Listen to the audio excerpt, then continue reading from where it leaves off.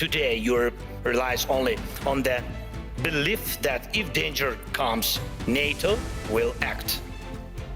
But no one has really seen the alliance in action. If Putin decides to take Lithuania or strike Poland, who will respond? Who will respond? Right now, NATO exists thanks to belief that the United States will act, that it will not stand aside and will help. But what if it doesn't? Europe loves to discuss the future, but avoids taking action today, action that defines what kind of future we will have. That is the problem.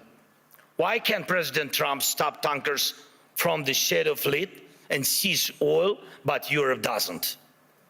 Russian oil is being transported right along European shores. That oil funds the war against Ukraine. That oil helps destabilize Europe. So Russian oil must be stopped and confiscated and sold for Europe's benefit. Why not? If Putin has no money, there is no war for Europe. If Europe has money, then it can protect its people. Right now, those tankers are making money for Putin, and that means Russia continues to push its sick agenda. Next point. I've said it before and I'll repeat it again. Europe needs united armed forces that can truly defend Europe. Today, Europe relies only on the belief that if danger comes, NATO will act. But no one has really seen the alliance in action. If Putin decides to take Lithuania or strike Poland, who will respond? Who will respond? Right now, NATO exists thanks to belief that the United States will act, that it will not stand aside and will help. But what if it doesn't?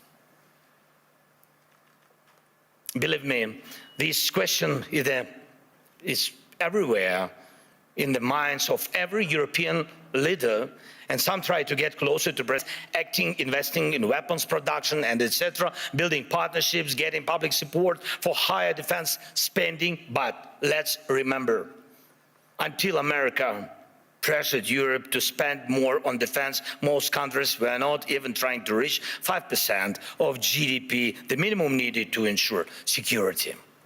Europe needs to know how to defend itself.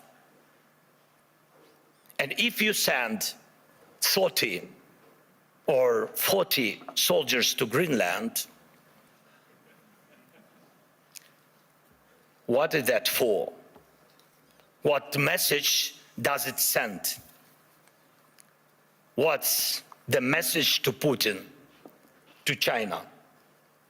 And even more importantly, what message does it send to Denmark?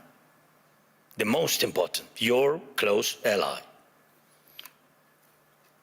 You either declare that European bases will protect the region from Russia and China and establish those bases, or you risk not being taken seriously because 30 or 40 soldiers will not protect anything. And we know what to do. If Russian warships are sailing freely around Greenland, Ukraine can help. We have the expertise and weapons to ensure not one of those ships remains. They can sink near Greenland, just as they do near Crimea.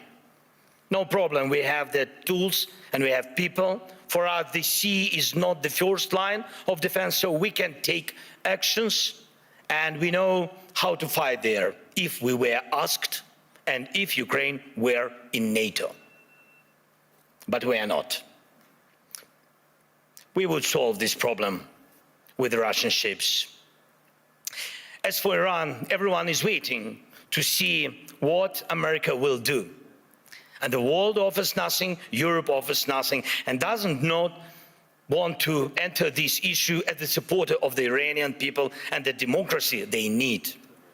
But when you refuse to help the people fighting for freedom, the consequences return, and they are always negative. Belarus in 2020 is the example. No one helped their people, and now Russian Oreshnik missiles are deployed in Belarus within range of most European capitals. That would not have happened if the Belarusian people had won in 2020. And we have told our European partners multiple times, act now. Act now against those missiles in Belarus. Missiles are never just decoration, but Europe still remains in Greenland mode. Maybe someday someone will do something. The issue of Russian oil is the same. It's good that many sanctions exist. Russian oil is getting cheaper, but the flow has not stopped. And Russian companies that fund Putin's war machine are still working. And that will not change. That will not change without more sanctions. And we are grateful for all the pressure put on the aggressor. But let's be honest. Europe must do more so its sanctions block enemies as effectively as American sanctions. Why is that important? Because if Europe is not seen as a global force, if its actions don't scare bad actors, then Europe will always be reacting, catching up with new dangers and attacks.